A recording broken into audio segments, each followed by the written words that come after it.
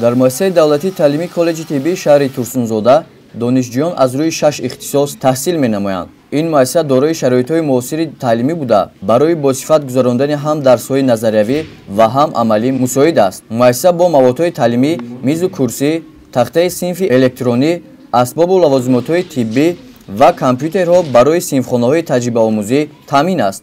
насли ҷавон таҳсил дар чунин шароити замонавиро аз ғамхориҳои роҳбарияти олии кишвар арзёбӣ мекунанд ва иқдом доранд ки бо соҳиб шудан ба ин касби пуршараф ба ватани худ содиқона хизмат намоянд.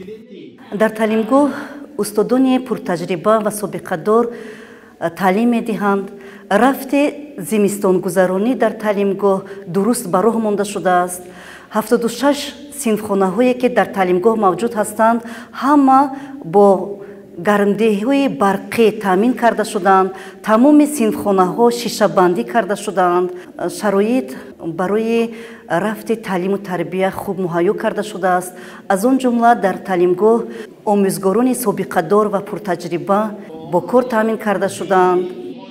коллеҷи металлургии шаҳри Турсунзода яке аз муассисаҳои кӯҳнатарин дар мамлакат ба ҳисоб меравад. он соли 1978 дар заминаи омода кардани мутахассисон барои корхонаи воҳиди давлатии ширкати алюминии тоҷик таъсис ёфтааст. ин даргоҳи таълимӣ дар муддати фаъолияти зиёда аз 30 солаи худ аксари корхонаҳои саноатии ҷумҳуриро бо мутахассисони соҳибкасб таъмин намудааст. бояд гуфт ки имрӯз ҳамаи муассисаҳои давлатии таълимӣ барои гузарондани тирамоҳу зимистони солҳои 2020 ва 2021 пурра омодаанд.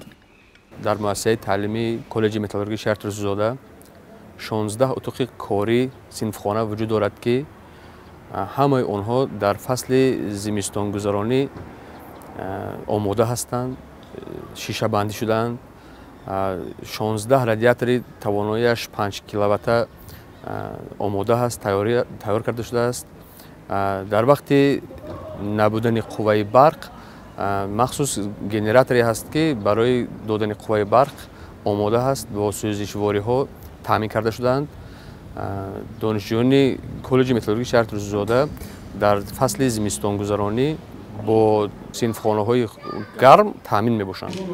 муассисаҳои илми кишварро зарур аст ки ҷиҳати ба сиёсати имрӯза мутобиқ намудани мавзӯъҳои фармоишӣ чораҷӯӣ карда таҳқиқи масъалаҳои умдаи давлатдории миллиамонро бо дар назардошти пешрафти иқтисоди миллӣ, ояндаи кишвар ва ҳалли мушкилоти мубрами ҷомеа анҷом диҳанд. аз ин рӯ маъмурияти коллеҷу литсейҳои шаҳри Турсунзода кӯшиш ба харҷ медиҳанд ки сиёсати пешгирифтаи давлату ҳукуматро дастгирӣ намуда масоили таълиму тарбияро хубтар ба роҳ монанд.